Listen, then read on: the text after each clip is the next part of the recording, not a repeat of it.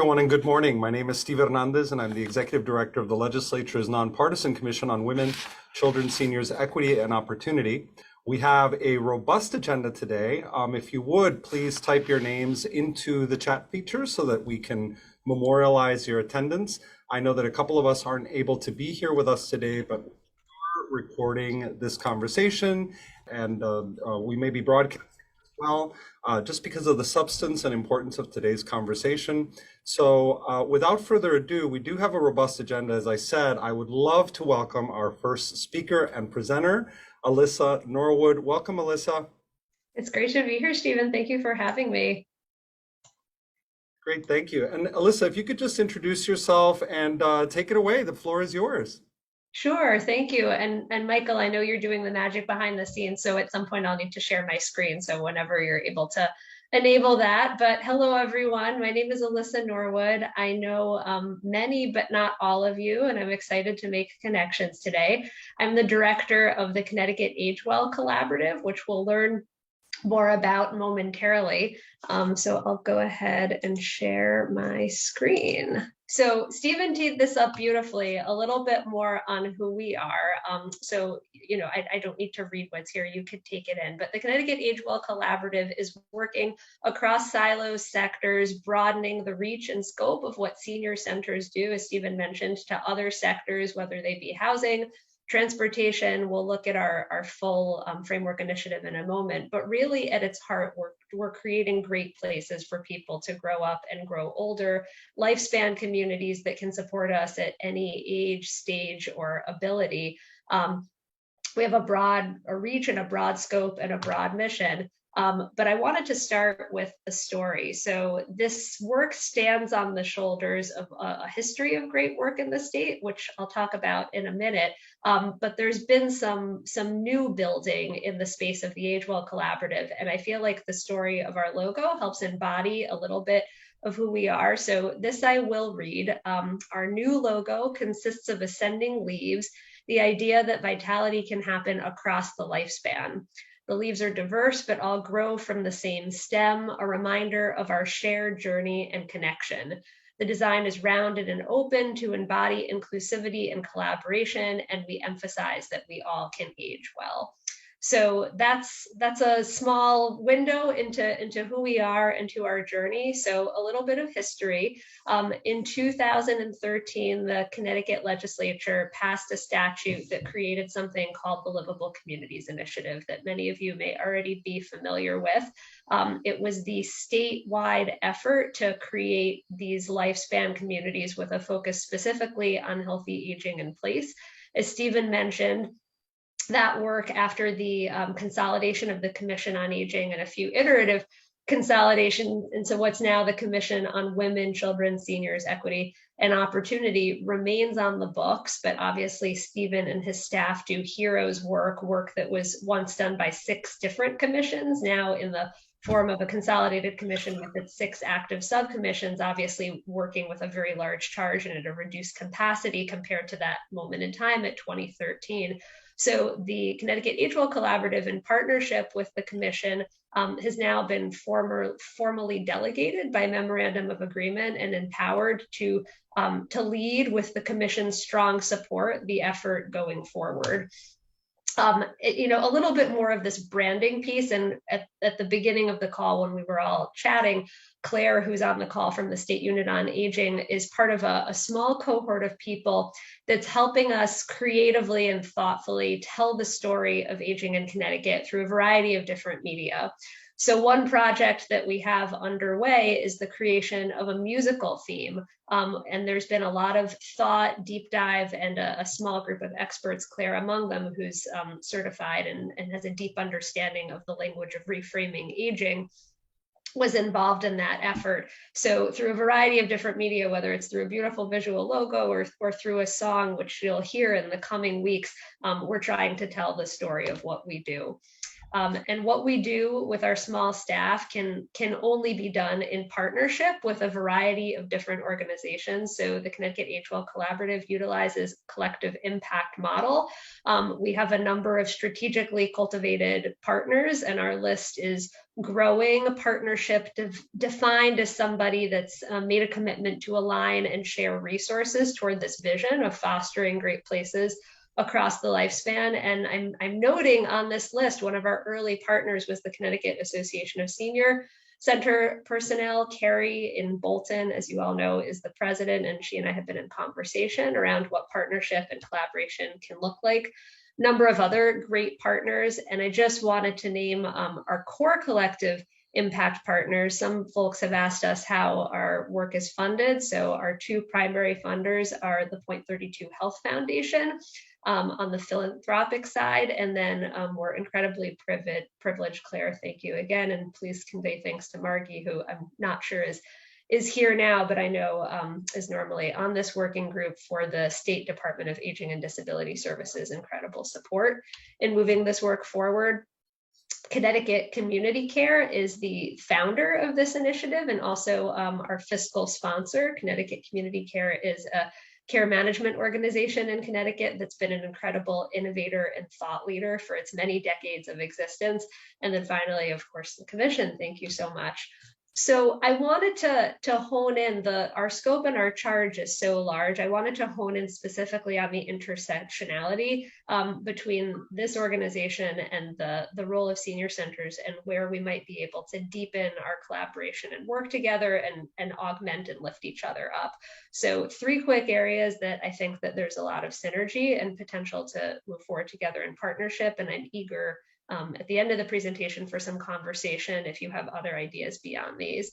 So the first is our organization is very deeply committed to equity and to lifting up historically disempowered voices. And one of the mechanisms through which we'll be doing this is we plan to launch what we're calling a Community Leaders Fellowship, an opportunity for individuals with direct lived experience of aging, dementia, and disability, and their care partners to be part of a multi-month, potentially multi-year, depending on traction, success, and funding effort to help engage and empower this population and ultimately elevate them into positions of leadership and help shape what happens with the collaborative going forward. So we have some goals around that. We'll be putting together recruitment materials shortly, but our goal is to recruit at least 30 to 40 individuals statewide through a very simple application process in multiple languages, select a subset of participants, and then compensate them for their time to engage in this idea of thought partnership, sharing information back and forth, again, ultimately seeding leadership in a steering committee that we have that's incredibly talented, but populated mostly by professionals rather than those living directly and coming to the leadership in their primary role as community members, but also for the fellowship to provide some modeling for not just senior centers, but local government generally on how to create community authority and how to build this idea that affected individuals need to have a voice and need to have empowerment, which many of you through your senior center work have already done very artfully, but that aging, dementia, and disability lens needs to be lifted and elevated to other aspects of town government, planning and zoning, probably foremost among them. In terms of the composition of the Community Leaders Fellowship, we're looking to bring together a broad swath of the population across a variety of different categories, giving consideration to a really nuanced look at age segmentation. So often older adults are lumped very homogenously into a group that might be as broad as 50 and older. And we all know from our own lived experience or the lived experience of loved ones that a 50-year-old and a 90-year-old are very different. So making sure that we honor that segmentation, diversity of geography, sort of housing situation. I particularly want to note on the list in parenthetical, unhoused individuals are a target population in this post-pandemic world. We have a deepened understanding of the the dire consequences of homelessness, and the ending of the eviction moratorium is only escalating that reality, and it's not isolated to any one age segment, and there are obviously unique challenges to being an older adult and being unhoused. So this is our framework, and the ask for senior centers is, as we move forward and we try to recruit individuals who are largely invisible, who might have some mistrust, to leverage the relationships that you all as senior centers have created with individuals in your community who might be good candidates to participate in this fellowship. So we'll be circulating information in the coming weeks, and we ask your partnership in helping recruit for this opportunity. The second area, which for those individuals who are here who also sit on the collaborative steering committee, you all are seeing this in advance of them. Our steering committee is next week. We've not even fully discussed this yet, so this is all still conceptual, but we've made a broad scale commitment in our action plan to educate primarily municipal staffers and municipal leaders, but anyone in the state who's interested in learning more about lifespan approaches to planning communities.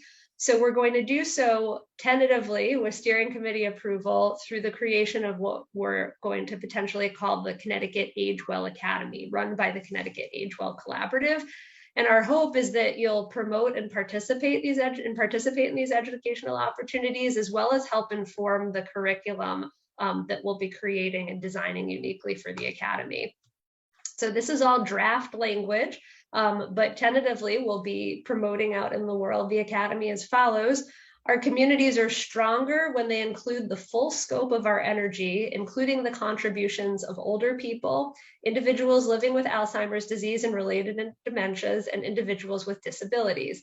Learn more in our 2023 Age Well Academy, with special recognition to be awarded to participants who join us for all 5 events. We're doing this in partnership with the Connecticut Conference of Municipalities that has a process for recognizing individuals who are engaged in continuing education. So at their annual meeting next year, participating individuals would receive certified Connecticut municipal official credit for participating in these trainings. And the scope of these trainings are, again, draft form, not yet for distribution, just for your discussion and consideration.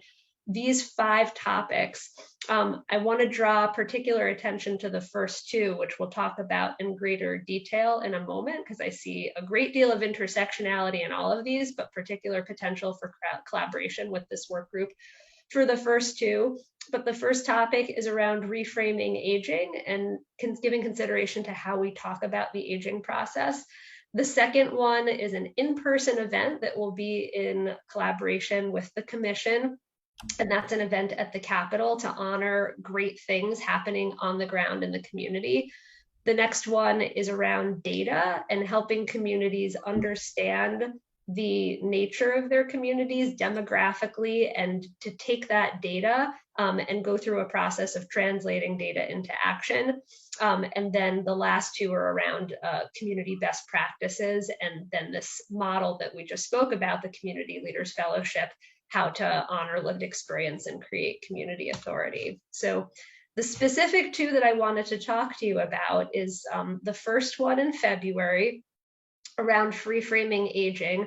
Again, some of you are experts in this field and this mode of training, but there's a strong body of research on how we communicate about aging and how we dismantle the narrative that decline, frailty, challenge is an inevitable consequence of the aging process, and not to dismiss the realities and the challenges that come with aging, but to also uplift and note that although some aspects of our being are diminished, there are other aspects that increase over time, and that there's a tremendous opportunity for celebrating vitality, for celebrating accumulated wisdom, and to help people really look deeply at ageism and ableism and challenge unconscious bias. So this is one space where we're really interested in understanding how we might be able to partner, and from your experience and from your learning, what examples and stories we might lift up that help everyone in municipal government speak differently about older adults in a way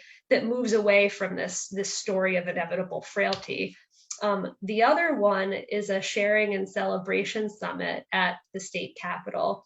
So there's lots of great work happening in Connecticut already. Mary Jo, I don't know if you're here because my screen is big, but all of you know Mary Jo Riley in Groton underwent a comprehensive community process, rebranded the Groton Senior Center as Thrive 55, very much in the spirit of our previous conversation, talking about aging differently. So she, among many, are incredible shining examples of work happening on the ground that we want to lift up, that we want to recognize in person in a really celebratory space, and give out awards for that work, as well as make connections between local government and state government by inviting legislators into the process.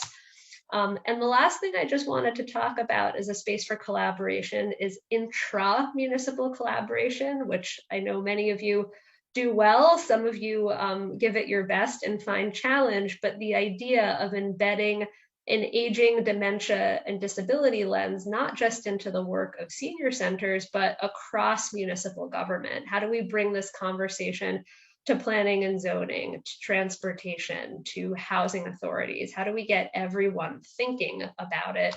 And I told you I'd share our framework. So this is based on the World Health Organization's 8-area framework. We've expanded our framework to 10 different areas and right-sized it for Connecticut.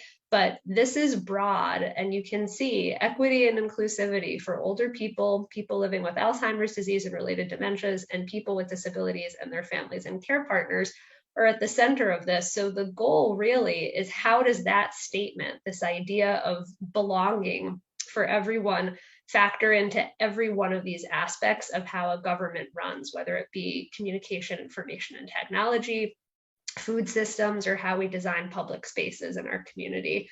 So that was a lot. I hope I stayed, Stephen and Michael, in my allotted 10 to 15 minutes, but I'll stop there, and I'd love to have some continued conversation, and if there are any questions, to answer those. Thanks everyone for having me. Thank you, Alyssa. Are there any questions for Alyssa on either what she has presented or perhaps on how we move forward from here in terms of communicating with each other and keeping us abreast of any developments? Michael. Yeah, I thank you again for that presentation, and I was really interested in the municipal certified credit that you were talking about. Could you talk a little bit more about that? Because we've been having discussions about certification and standards and best practices for senior centers, and we're trying to kind of wrap our arms around what that might look like in a way that's not a mandate or forceful. That's a great question. So, like many professional associations that require continue professional engagement and education, and then offer credit through different training opportunities, the Connecticut Conference of Municipalities, in a more global sense, wants to incentivize lifelong learning, sort of irrespective of discipline. So a planner might get continuing education credits by attending events at the Connecticut Association of Planners.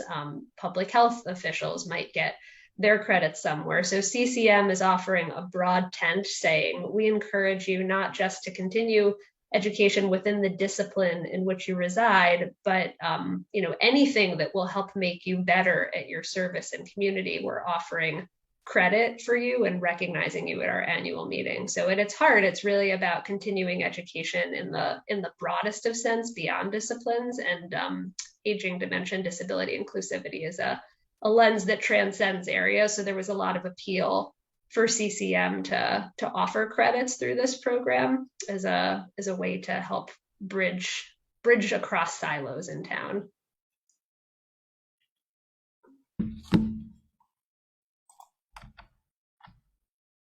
You all might have engaged in some of their trainings also, so you all are probably experts in this too, if you've done some of these CCM events and received credit.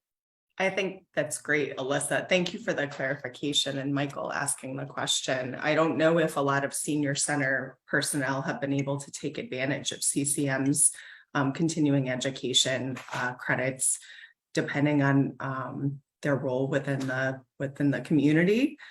So I just want to reiterate and continue to reiterate that this collaboration between CCM and the Age Well Collaborative is going to be nothing but beneficial, not only to everyone who's served here in Connecticut and living in our 169 vital towns, but the people who are serving them as well.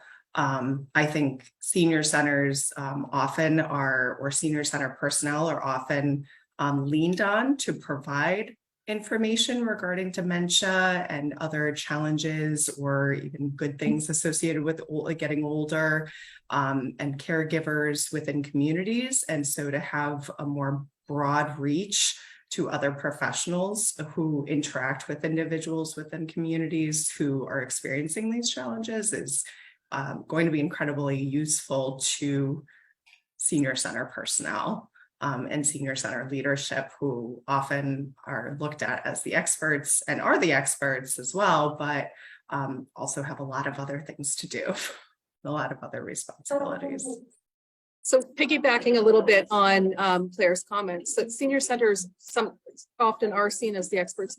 More often they're not, right? Seen as the experts on aging in the community, and can be really, really invisible within their municipality. So senior centers are in a line of public agencies, public departments, including public safety, public works, education, and don't often rise to the top of an organization like CCM. So the Age Well Collaborative's partnership is so incredibly important to aging services in each of our municipalities, because it elevates the discussion.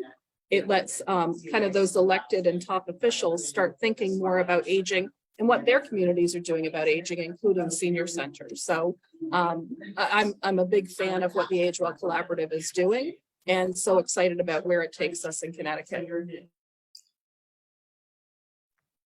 And I apologize for the background noise.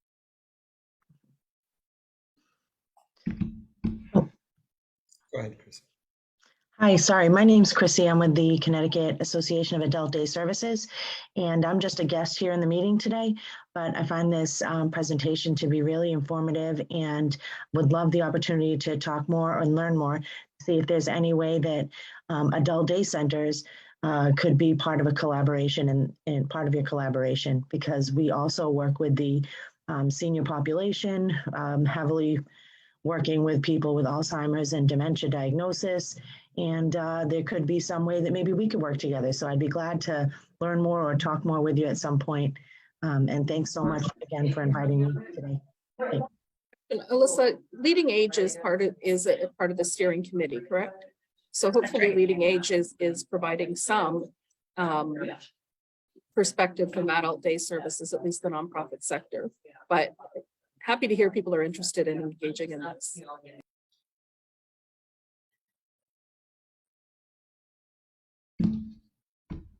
Any other comments or questions for Alyssa? Great. So Mike and Wait, Alyssa, Beth, I'm sorry, Steve. Beth has. oh, Beth, are you raising your hand or are you clapping? I actually was trying to raise my hand. Oh, okay. Sorry about that. Hit the wrong button. I can clap too. Yeah, we're clapping too. A question about the reach out to like first selectmen's, mayors. One of the things that we find is you really need to get the leadership on board so that then it trickles down to the rest of us, because here I know I do a lot of the caregiver support. I run support groups. I'm considered, as Claire was saying, kind of the expert. But when you're talking about this dynamic approach, really we have to get to our planning and zoning, to get to our public works departments, to get to everyone else involved. I think without that leadership starting from the top, the top, I hate to say down, but the top, spreading it pervasively through the municipality. How is that reach out going? Are we getting them excited about this? Yeah, this work has been happening for a long time, and it's also new, both sort of simultaneously. So, what you say is exactly right. On November 1st, Commissioner Porter of the Department of Aging and Disability Services and I are really, I'm saying launching in quotes, because this initiative has been moving forward with the hard work of volunteers for almost 2 years now, but it's only been recently that the organization has had staff. I started as the director in September. So the relaunch, the reinvigoration of the collaborative is happening on November 1st at the annual meeting of the Connecticut Conference of Municipalities. And we're hopeful that there'll be a lot of both formal presentation too, but also informal connection with mayors and first selectmen. We're also collaborating with other organizations that are highly skilled in those connections. So foremost among them is Sustainable CT, which some people may have heard of and may not have. But for those who aren't familiar, it's a certification program in Connecticut that began in 2018 under the banner of largely environmental sustainability, but really has defined sustainability broadly enough that there's been incredible uptake. So upwards of 120 something towns out of the state's 169 are participating. So one of the 5 events that you saw will culminate in what's already a collaboration with them, AARP's national network of age-friendly communities and Dementia-Friendly America, to create a roadmap of specific actions that communities can take to be more inclusive. And the idea is that there'll be enough cross-connection that a town that's participating in any one of those existing programs will get credit in multiple places. So for example, if a town implement some of the actions in the list that we'll be putting out, they'll simultaneously potentially bring a town into the AARP network, get credit in Sustainable CT. So really we're leveraging the places where there's already success and connection with municipal leadership. And Beth, which town are you from, since I don't know you? Darien, Nice to meet you. nice to meet you too. Thank you. Clap, I'll clap too. Thanks. Great presentation, thank you. Thank you. Go ahead, Mike. And Alyssa, I'll also take this opportunity to emphasize the upcoming April symposium that you're looking to put together at the Capitol, and really the crossover appeal of that event. And I was wondering if we could have a brief discussion about where there's overlap between senior centers, and that our group has discussed having its own distinct senior center summit sometime next year in the spring, perhaps, maybe utilizing some of this upcoming $10 million funding. And I just wanted to reflect with you about that and what your thoughts might be on something like that as far as training goes, or how would we determine what would be desirable to present about. That's great. So, Michael and I briefly discussed this before the meeting, and I'm very excited, first and foremost, that after decades of being overlooked, that senior centers have at last received a legislative appropriation reflective in only the smallest of measure of their importance and the work that you do. So, well done on having $10 million to spend in a long overdue position within state government to provide some leadership and support there as well.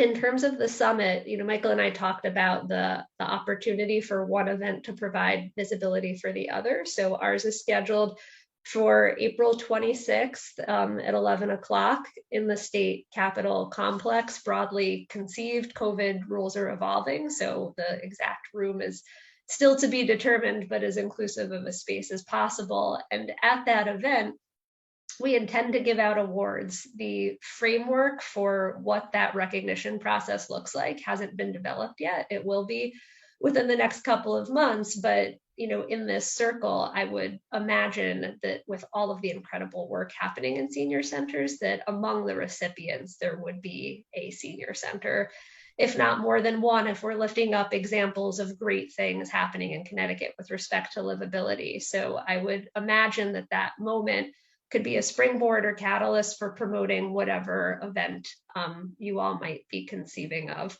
So that's one potential intersection. Another would be, as we move forward with this partnership with CCM, we have these 5 events scheduled. They are fairly broadly defined right now in terms of their curricular content. One is about data, one is about best practices. So I'd imagine that this summit could also be a space not just of sharing, but also listening and feeding back up to us to what's most needed in municipal government in the way of training, and seeing if there's an opportunity for the collaborative to fill a gap or a need that's identified through the process of both planning and implementing the summit. So those are some initial thoughts, but I also welcome other thoughts on how we can be of help.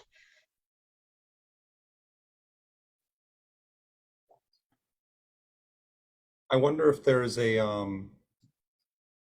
track, perhaps maybe a senior center track or subset that this group could help develop or inform on for the summit or for any convening. I wonder if that might be useful. So I think I'm missing something about what the summit is. What summit are we referring to? The summit that has yet to be created. And Perhaps, I think we're talking about a summit senior center summit for senior center personnel, right, Michael? The one that has been brought up around this group. So around essentially the $10 whole million. thing would be a senior center track. Yeah, that's I think what, so to Alyssa's point, I think highlighting senior centers at the event in April, if there's opportunity to do that, would certainly be beneficial and great if that can happen, especially if some of them are in the audience. I think there's certainly opportunity if the Age Well Collaborative wants it for senior center personnel to assist with putting together some of these events or inform some of these events, as you noted, Alyssa. And certainly if they can be in attendance virtually or in person for them, that would be amazing. It's very rare to have municipal leaders in the same room as senior center personnel, as the people, the boots on the ground, talking about things that really bring them together and that have to do with aging, specifically, like a focused conversation. I think if we do end up putting together like a large senior center summit, then there's the possible opportunity to elevate that and just, celebrate senior centers in general.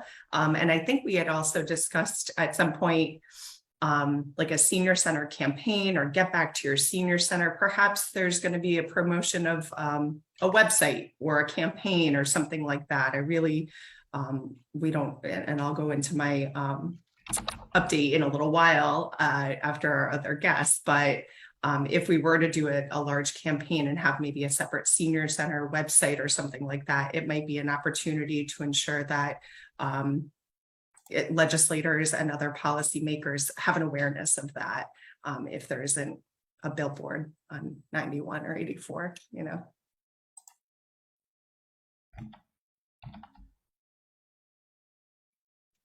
Thank you, Claire. Any other questions or clarifications? Again, thank you, Alyssa. And the possibilities here of continuing our work together and highlighting each other's work through our various platforms, I think is really important. So I'm just really looking forward to everything that you're developing over the next few months and being able to collaborate with you in this way through our senior center working group, but also as a commission. So thank you again, Alyssa. My pleasure. Thank you so much also for all the incredible work the commission is doing. Thank you. And I think, and Alyssa, I don't know if you're able to stay with us, but if you're not, thank you again for being with us. But next we have our, switching hats, our executive branch updates, because I know that we have both Claire and Chrissy is joining us today from the Connecticut Adult Daycare Association, as you said. But Claire, welcome. I guess I'll go now. Good morning. Happy Friday to everyone. Alyssa, you have just hit the ground soaring, and these are tough shoes to kind of prance in after that presentation, which bodes a lot of excitement and offers a lot of exciting opportunities. So my update is maybe not as exciting. It's one of progress. And so that's always exciting when it comes to government stuff, right? We are continuing to do our work. I know that everyone is anxious, as we are, about get the dissemination of these ARPA funds, and that's mainly what I'll focus on today. We have, and we're very close to disseminating or working with the elderly nutrition providers at this point to get them their funding. I know all of you are aware the increase in cost of commodities, transportation has really affected them negatively. And so they have been prioritized, and we've been working very closely with the nutrition providers as well as the area agencies on aging with whom they have their contracts to ensure that we're able to get their funding out to them. I think I noted to this group in past months that they were really focusing on transportation, getting meals out to individuals. And that funding was appropriated specifically for our home delivered meal program. So, which really was needed much more during the pandemic. Obviously, we support both the congregate, which are in-person meals, but also home delivered meals. And we made a lot of flexibility or created a lot of flexibility within both programs through the pandemic, offering grab and go meals. And those are still very popular. We're still trying to transition to in-person, but the home delivered meal side really still needs a lot of support. So we've been focusing our attention on there while at the same time focusing on and doing the background work to set up an application process for the senior center funding, which is the bulk of the dollars that we received. I'll focus on the $10 million, seeing as how we're here talking about senior centers statewide. There were several senior centers that were appropriated $100,000, and then we recently had Ellington's appropriation of money put into our budget as well. And Ellington had a more specific something for an outdoor recreation facility. So what we've done is received at least initial proposals from the 5 senior centers and have reached out to Ellington because we need to make sure that these funds are being used appropriately. ARPA funds come with a lot of rules, y'all. And so as stewards of this money, we want to make sure that we're providing this guidance appropriately, because if we don't, then there's the possibility that funding that's misused can be taken back, and that's no fun for anyone. In terms of the $10 million, we drafted an email. I was so excited to get that email out to town leadership in the month of September. We were right there at the last meeting. I said, we're almost there, guys. And we still are, but we actually went back and we're fine-tuning our allocation chart. We thought we had settled on something. We kept looking at it. We want to be as cognizant as possible and include equity and equality. And so look at those components. And so we're fine-tuning our allocation chart. We have a draft email for the leadership. So once that allocation chart is in place, an OPM looks at it and they say that's an okay plan, then we are so ready. We are poised at getting communication out to town leadership. And then, and Diane asked who the communication will go to. So the initial email will go to all of the town leaders. So those more than likely first selectmen, mayors, town managers, whoever is the allocated town leadership for a town. And then what we're going to do is send out the similar. Yes, then we're going to send out a similar email once that's done to senior center personnel. And so we're going to reach out via CASP, Connecticut Association of Senior Center Personnel, which is of course a membership group. So not everyone's included in there, but it will also be utilizing the area agencies on aging for that communication, as each one of them has their own networks of senior centers within their region. So between those two entities, I think we can probably reach the majority of senior centers and make them aware that the communication has gone out. They'll be able to see the allocation chart. So they'll see the dollar amount that's been appropriated to their municipality.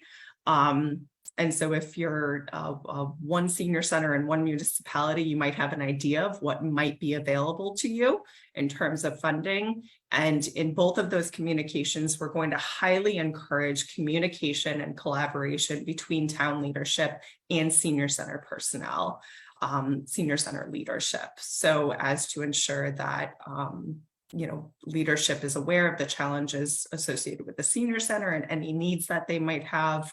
And within that communication, hi, Alyssa, thanks for joining.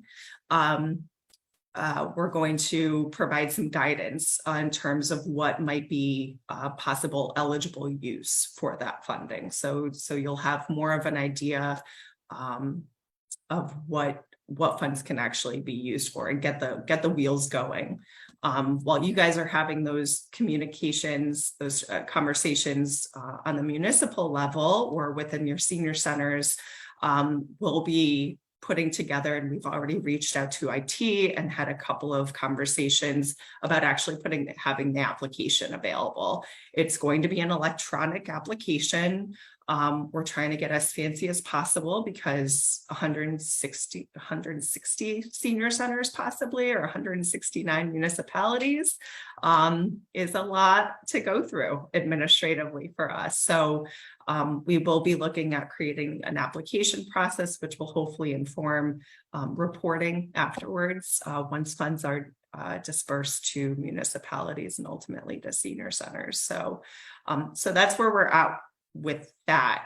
And I'm happy to answer questions, take comments. I know this has been a party of patience. It's been exciting, but also an overwhelming process with a lot of background work that's been done. Diane, I think your hand's up.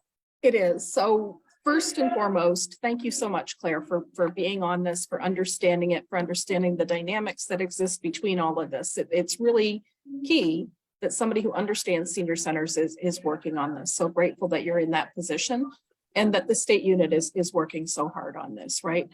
$10 million is a great problem to have, but it's a problem to have to figure all of this out within the confines of ARPA and of state government and layer. So a couple of things. You talked first of all about the sites that kind of had the earmarked money. And it used to be that senior municipalities could apply for funds for senior centers for different things through whatever the state unit was in at the time, Department of Social Services. I have not seen that in many, many years. And I think a lot of senior centers would say, wait a minute, how are they getting money, right? How come we didn't even know that was available to us? So a little bit of understanding of how that happens through your legislator went in and asked for it. And tipping off Stephen and Michael on the policy side of things. This is a good use of public money that people don't know about. So when we're looking at future budgets, the ability for senior centers to be included in funding is a really cool thing. I had a question about the allocation tables. I know that it's going through municipalities. I think that's totally appropriate in the Connecticut way. You mentioned about talking to town leaders about talking to senior centers. Are there any safeguards or recommendations, especially for those senior centers that are not part of municipal government? We have a couple in Connecticut that are not-for-profits who, that's who the money is intended to go to. So are there safeguards to make sure that, the municipality is not applying it to another department that might serve older adults as well? But that's great. That's great. And I thank you, Diane, for those questions. Yeah. So as part of this process, we're not as clean, I guess. Diane is joining us from Massachusetts today, MCOA's conference. We're not as clean because in 169 towns, we have 169 possible senior centers, if not more. And every town and every senior center looks a little different, right? If you've stepped in one senior center, you've stepped in one senior center here in Connecticut, Diane. Yeah. So yes, indeed. We, as part of this process, we had several conversations. And first, I should validate that the definition of senior center that we are working with is very broad for this whole entire project and something that I think we'll ultimately move forward with in the future. but it does include 501c3, so nonprofit status senior centers, as well as municipal governed senior centers. The majority of, and we do have a handful of nonprofit status senior centers here in Connecticut, do receive quite a bit of funding through their municipality or their city. And so that structure is already set up. But you're right, there are also some municipalities that have multiple senior centers too. I think the idea is that we are going to leave it up to municipalities in terms of how they disperse that funding when it comes to either multiple or nonprofit senior centers. But as part of the application process, there will be some questions to gauge whether an entity is a senior center. First off, that's important for us to validate. And there are some communities here in the state that do not have a senior center. And so we've not only offered the opportunity for those communities to still possibly reap the benefits of this funding if they want to work with another senior center or another municipality in terms of providing senior center services, but we've also provided some guidance, I think is what we can do in terms of how to allocate funding when there are either multiple senior centers within a community or a nonprofit status and another maybe not-for-profit status senior center within a community. So there are some safeguards there.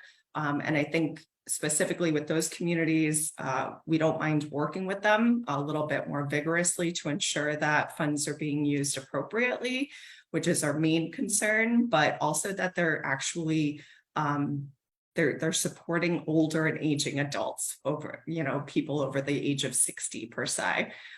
So this money was allocated to senior centers. So that's part of our process, is ensuring that it is actually going to senior centers.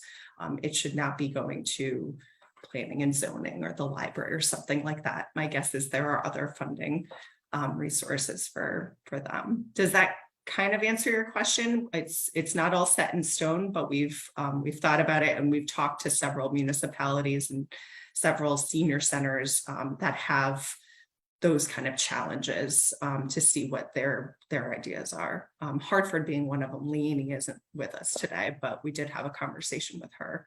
Thank you very much, Claire. And the last follow-up would be about the senior center coordinator. The coordinator. So I know many of you are aware that in the summer, the State Unit on Aging. So first off, yay, quite a coup. Yes, getting a permanent position within the state government has been the culmination of many, many years of work of people around this table and others, including the previous senior center task force. So yeah, that was the major coup of this work group, is ensuring that Connecticut was seeing its senior centers and provided that leadership. So in September or in summer, the State Unit on Aging had like 7 positions. We had multiple positions that were open and available for the application process. Interviews are underway, y'all, so that's exciting.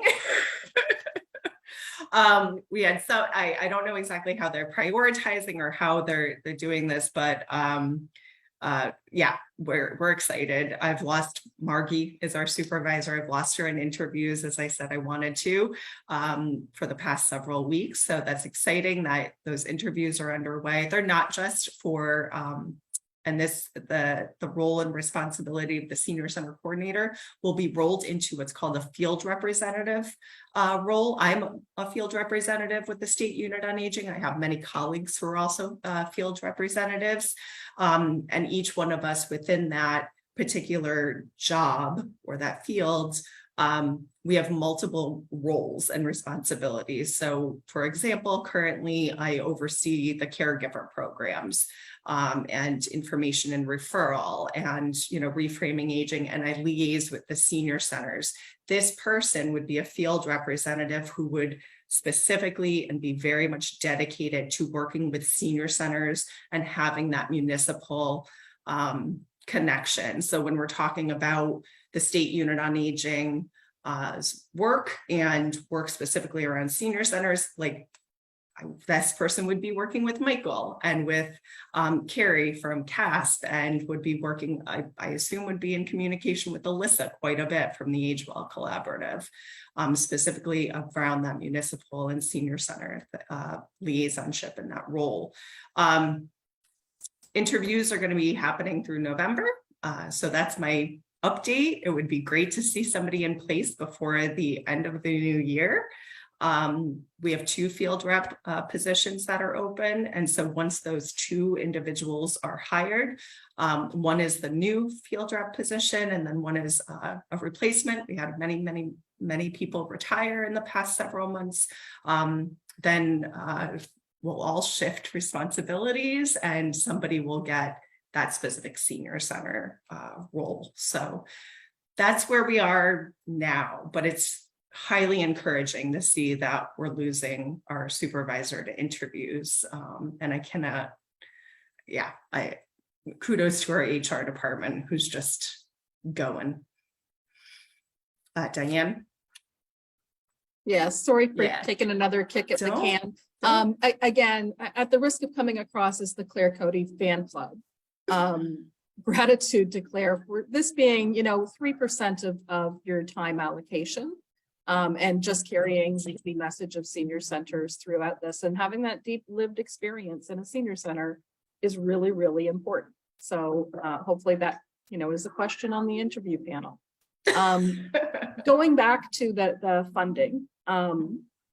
So the process for allocating the money, I know the difficulty of the application process sometimes is a barrier for people. Hopefully it's going to be simple, but I also hope that we're looking at the reporting afterwards and collecting information about how it was used in as most impactful way as we can, because this is one-time ARPA funding and it should be annualized, right? Maybe not at the 10 million level, but that senior center funding from the state should be annualized. And the only way that we make that happen is by demonstrating that you gave us money and we used it really well and we improved lives and we made the world a better place. So hopefully we're collecting, doing some kind of that reporting. And I'm just wondering if there was any evaluation component built into with the money. So like, do we have a Yukon Center for Healthy Aging or anybody who's looking at kind of structuring any evaluation of this? Or is Claire Cody doing it, which I'm happy with as well.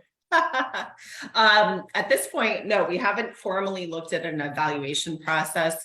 As we're putting together the application process, Diane and everyone, we are trying to think about what would be very useful on the reporting end, and to be efficient, we might put together a more simplified application using, I don't know if anyone knows about Jot Forms. But it's a software system that easily creates opportunities for surveys and collecting information. And then, but is also a good tool that can provide information that in a structure that can easily be put into another structure. So we are thinking database for reporting on this project. And yeah, we don't want technology to be a barrier for anyone. And so for those municipalities or those individuals who might have any challenges with that, we are anticipating doing maybe some info sessions associated with the application process. I think the reporting side might be more difficult, but we're really going to be thoughtful about putting together a tool that is as intuitive as possible, I guess. I think showing the usefulness of this funding, using it for senior centers is going to be vital, Diane, and keeping in mind that the senior centers and the state wants to have some sort of a permanent funding line for senior centers is very much in the back of our heads through all of this. So whatever we produce, we're hoping that it can be not only used for this project, but other projects in the future or other funding in the future, if we can get as fancy and set that up. We haven't formally talked about the evaluation process outside of what we absolutely need to get, but I think having input, if anyone has other ideas about, in terms of, we're going to want to know like how many people it reaches, how many people it benefits, that kind of thing. I think these are very general grant questions or questions that you would anticipate. But if there are other questions that you think would be really useful to show the usefulness of this funding, specifically for senior centers, I'm open to taking for input for any of that. But yeah, we'll be hopefully putting out the application first and then focusing on the reporting on the back end. Because that is the ultimate goal, is regular funding. So as you sit there in Massachusetts, shout out to MCOA for all their assistance in coming to this work group as well. And a lot of the conversations we've had with them. That's great. That's great. And if we can continue to work together as we go into session, I think that's going to be important to having that inside-outside strategy and making sure it's in front of the right faces. So thank you.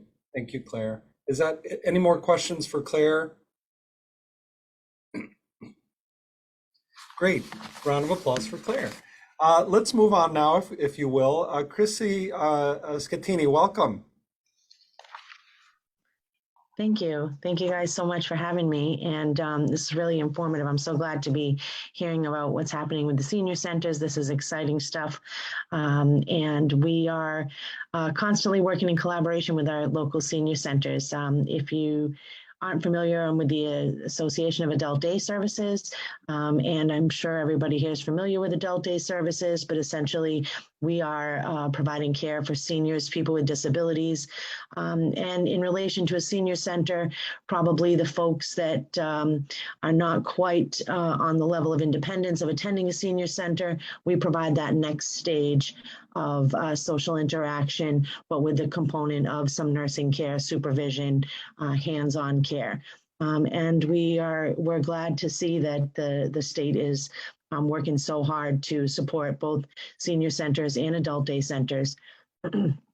Mr. Michael had asked me to come today just to give you a brief update on what's been happening in our neck of the woods in our journey with ARPA funds.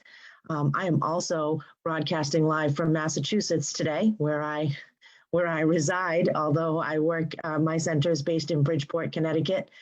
So I think I probably win the longest commute of the day award, if there is one.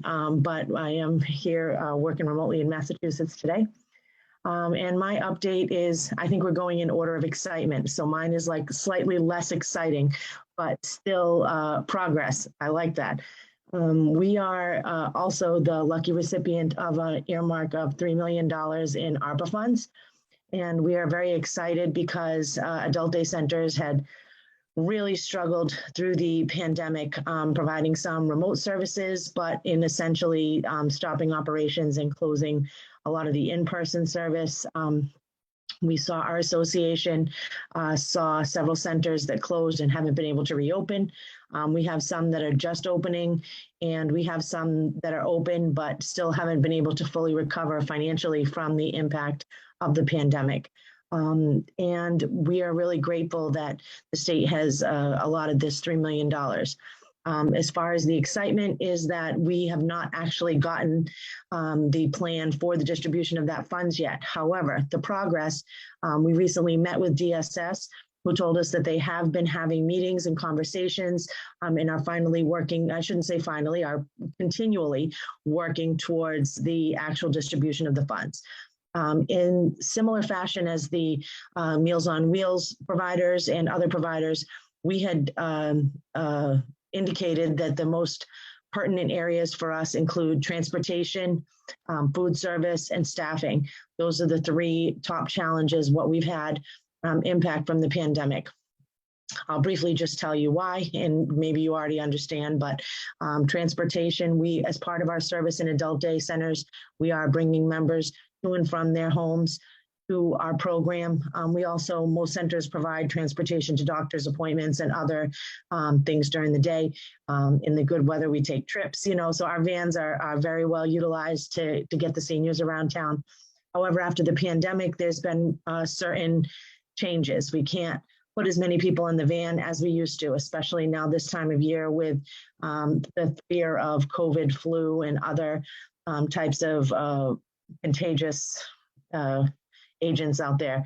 And we have had also, of course, the increased cost of maintenance, increased cost of fuel, and also based on people's preference of time in attending the center, we find our routes to be totally exacerbated, and the cost of drivers, because we have to have specifically licensed drivers, things like that. So essentially transportation, which was always a big part of the cost of an adult day center, has become very much increased after the pandemic. And then food and commodities as well, just like Ms. Claire mentioned, for other providers. There are a huge increase in cost of food. All adult day centers are providing lunch to their participants. So most of them are also providing breakfast and a snack, and in some cases still providing remote services that include deliveries of meal to home, which is a combo of food increase and transportation increase. And then last but not least, of course, staffing. I don't think there's an industry in America that hasn't been hit with staffing shortages, except maybe sorry, yes. Oh, sorry, I was reading the comment in the chat. Thank you so much. Thank you so much, Dagmar. So staffing shortages have also been a huge challenge. And we see similar fashion to the home health aid shortage that home care companies are having, getting people to provide hands-on care for salaries and wages that are comparable to that of Dunkin' Donuts or McDonald's is very difficult. So we are working hard to be able to afford and support the staff.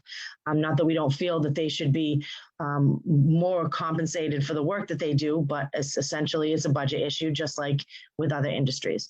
So as far as the $3 million allotment, those are the priorities which we had expressed, and the state has been very receptive, very kind, and very collaborative with us on trying to get those funds. But as also Ms. Claire mentioned, ARPA funds comes with a lot of strings attached, a lot of requirements, a lot of allocation, specific modes for allocation.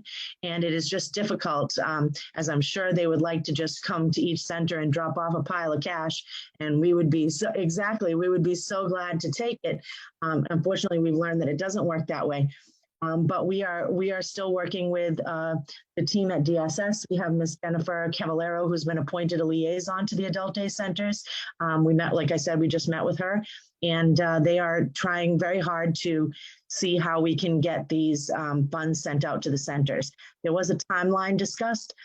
They had said in one breath, we heard something about the funds have to be spent by 2025 or 2026. And then when almost all of us grabbed our chest and collapsed to the floor, they said, no, we're looking more towards 2023 and not even 2024. So at that point, there was some relief. But you know how when they publish these timelines, and it's more of a federal guidance there, everybody did panic a little bit. So we are looking forward to the new year and additional conversations. Unfortunately, I don't have much more of an update on that particular ARPA funds, but I'm glad to answer any questions or take any suggestions of next steps or anything that our association can do. The Connecticut Adult Day Association represents almost 40 programs in the state. We are trying to expand our enrollment. We're working with a working group with the legislators and DSS, OPM. Ms. Margie from the Connecticut State Unit on Aging is part of our group. So we are exploring lots of possibilities to support adult day centers who, partner with the community senior centers, home health agencies, access agencies. And so we're glad to be part of the conversation and to work together with your group or any other groups that can help us to better the community. So thank you again so much for having me. And if there's any questions, I'm glad to speak more or answer any questions. Thank you, Chrissy. I see there is a question, Beth. Yes. I got the right one this time. Chrissy, first of all, I think that also some of that funding has to be used as for us as well for messaging, because I think adult day services are so vitally important. and just not, I do caregiver support. I think so many families, if they knew of the value intrinsically to being able to, especially those that are so committed to keeping their family members at home. And it's the affordability, even though it seems like it's expensive, but the affordability based on the scale of caregiving, interventions, and the ability also to keep their person as well and oriented in the community and part of the family, part of the community connections as long as possible.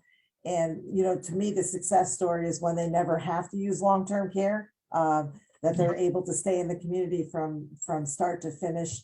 And I've seen it happen myself in the years that I've worked. So I think that something's got to be thrown. You're another part of the industry that needs to be raised up and highlighted, and light needs to be shown on you so that folks are, a little bit over inundated with assisted living. And assisted living's got those bucks behind it that it can actually message itself.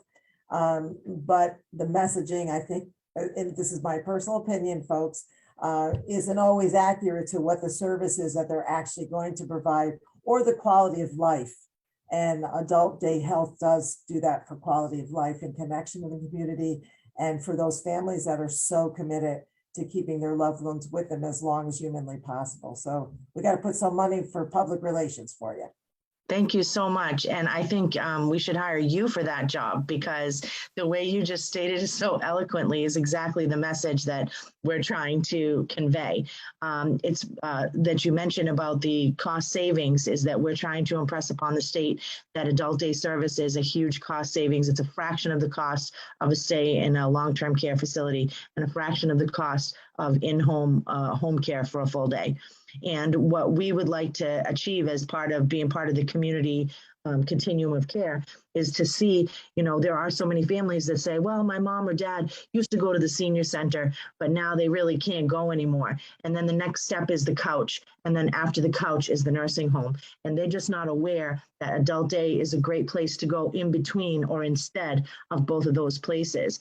And there is such not overcrowding, but a shortage of staff and difficulties in nursing homes and long-term care facilities that by but preventing the placement of some people that could really stay in their community and their home with the right support could also benefit that industry and allow them to provide more quality care to the people who really, really need it. Because some people, we have no choice but to go to the long-term care or nursing home placement. Unfortunately, people's different medical conditions, it just has to happen.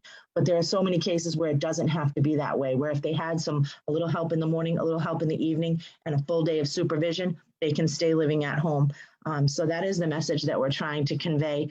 And one of the things we've worked also with Ms. Jennifer Cavallero and her team is to provide a training piece that we actually just finished that's going to go out to the access agencies, and they're going to use that to, at the DSS instruction, use that to train their care management staff about the benefits of adult day center. Number one, it's benefits for the clients. Number two, cost saving option of care.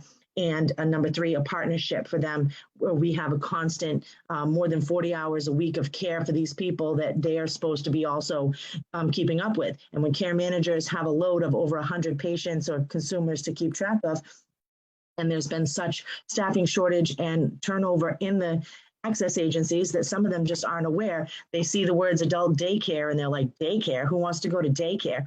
So we've tried to rebrand and let people know we're day centers, we're day programs, we're a great, fun time and, with safety. So anyways, so all of these things is great. And we'd be glad to share that training piece or presentation. It's a 10-minute training piece. We actually made it for free so we can still keep our ARPA funds.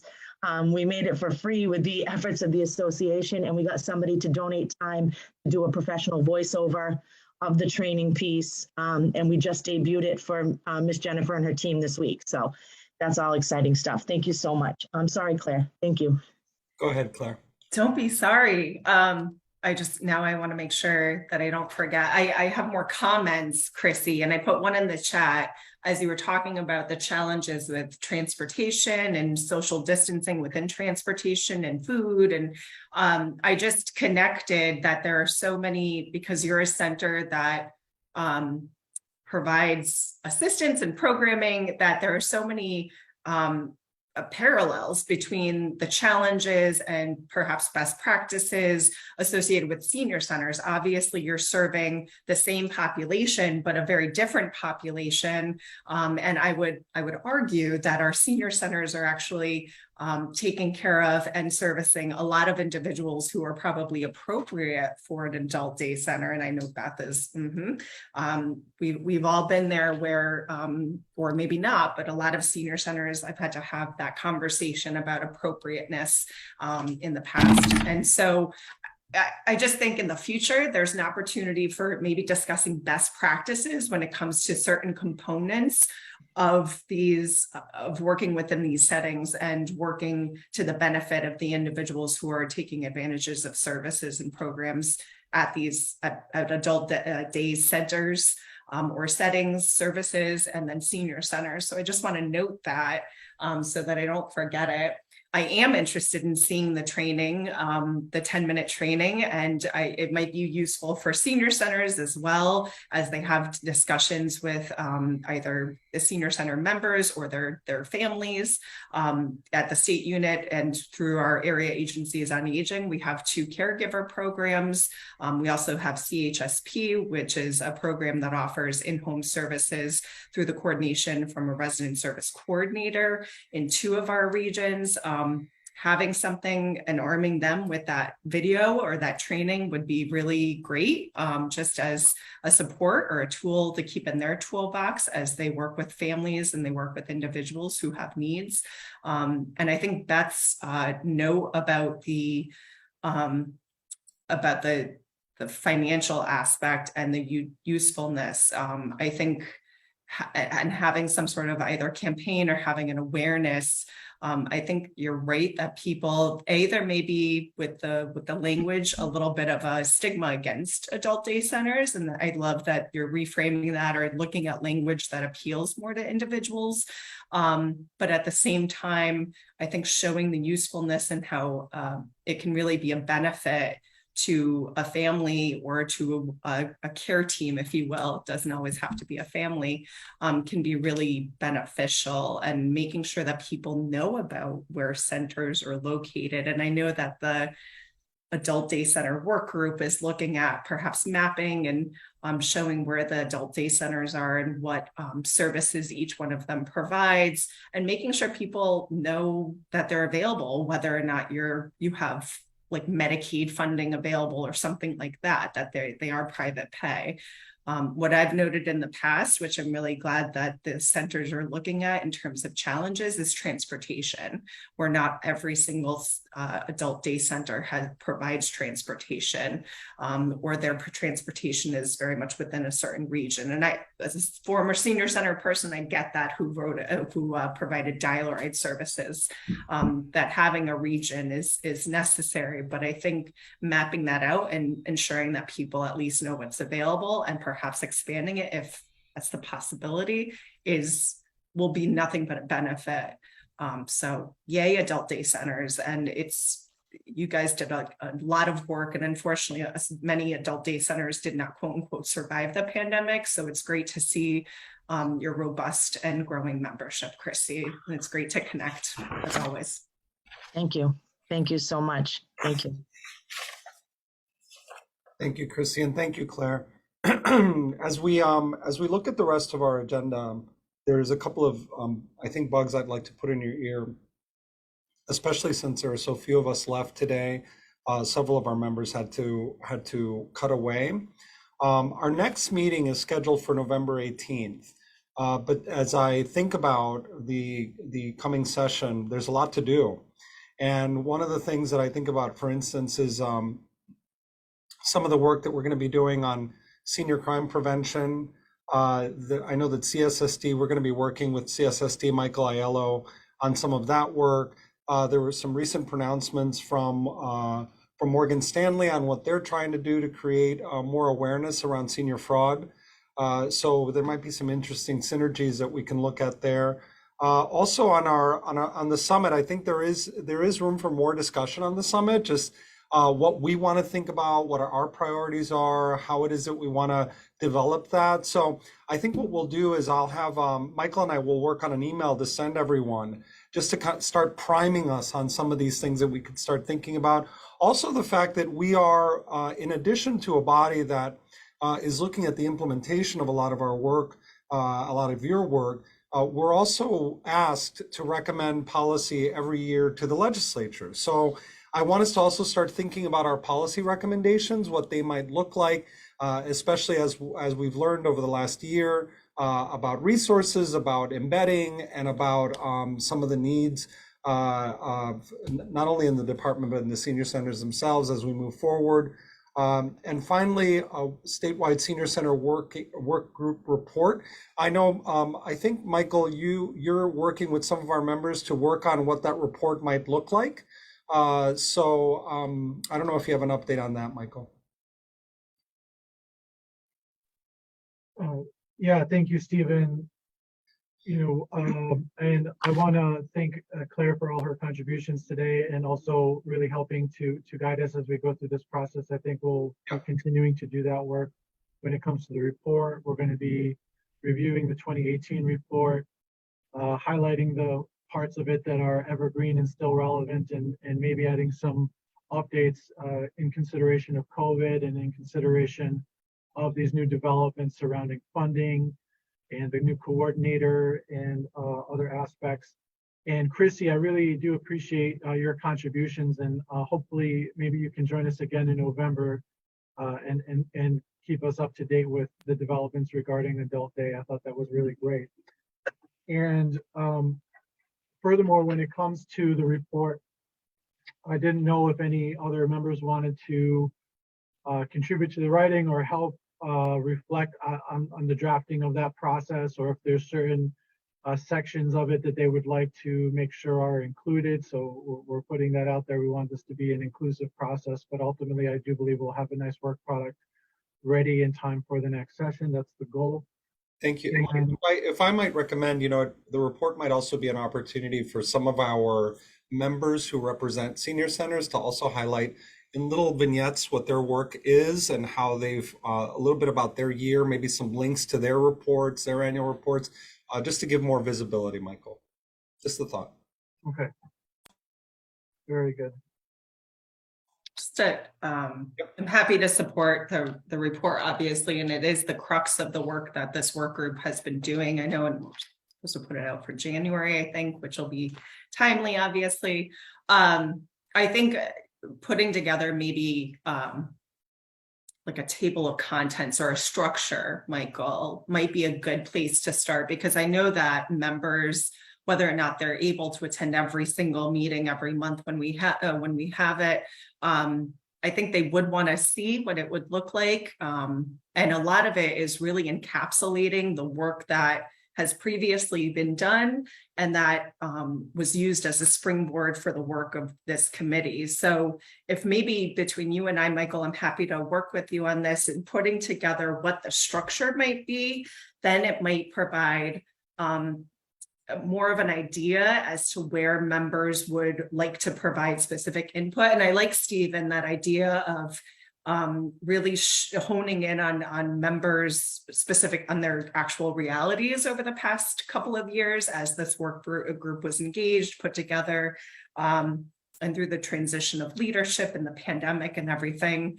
But just looking at, we did a major resource review when we first started and we came together, right? You had us look at previous reports and previous work that had been done. And I like the resources that you keep sending out to us, this running list that provides not only input in terms of what we've been doing, but resources from other agencies and other work groups. So I think honing in on that and saying, just noting all the meetings that we had, who was around the table, the special guests that we invited, that you guys brought to the table that made it very real in terms of putting this position into place within the state unit.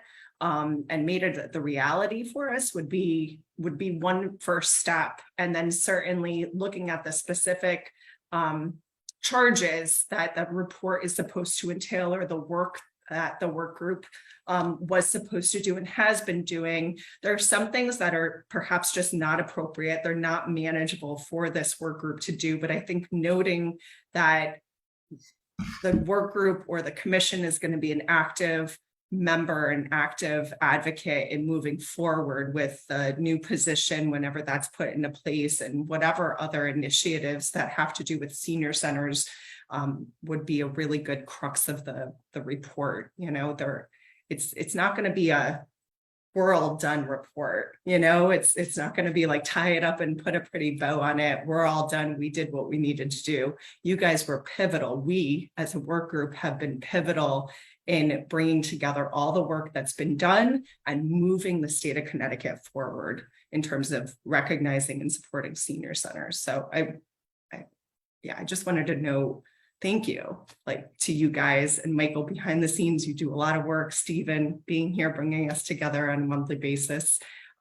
It's really pivotal. So that's all. Thank you, Claire. That's very nice. You've laid out such a clear picture of how we proceed and the substance that we include in our annual conversation with the legislature. So thank you for that. November 28th is our next meeting. I'll be in Salt Lake for a meeting, but I will try and, at the very least, try and convene us on that day. I do want to keep that day, however. So I'll either bring us together and then I'll let Michael run the show together with all of you. But just so that the progress continues. And Michael, in the interim, I know that we'll be working together to send out an email that memorializes some of what we said and also some of the opportunities that are upcoming. So with that, are there any other questions or comments? Great. Again, thank you, Chrissy, for being with us. Adelaide, thank you for being with us. And I know that you're supporting Michael in this work. So have a wonderful rest of your day and a great weekend. You too. Thank you. everybody. Thank you. you. You too. Thanks so much for having me. Thank you. Shout out to Adelaide. Go Yes. interns. Go to happy to work with you, Adelaide. I'm so happy to be learning from all of you. This is amazing. I'm learning so much from every single one of you. So I An appreciate it intern. all. An I'm sure- intern, that means it's the future of everything. that That's we're doing right. today. We have a lot to learn from you too, Yeah, Adelaide. So the future. thank you, gentlemen. Thank you, Thank everyone. you. Have a good Thank weekend. you. Bye. You too. Bye. Bye.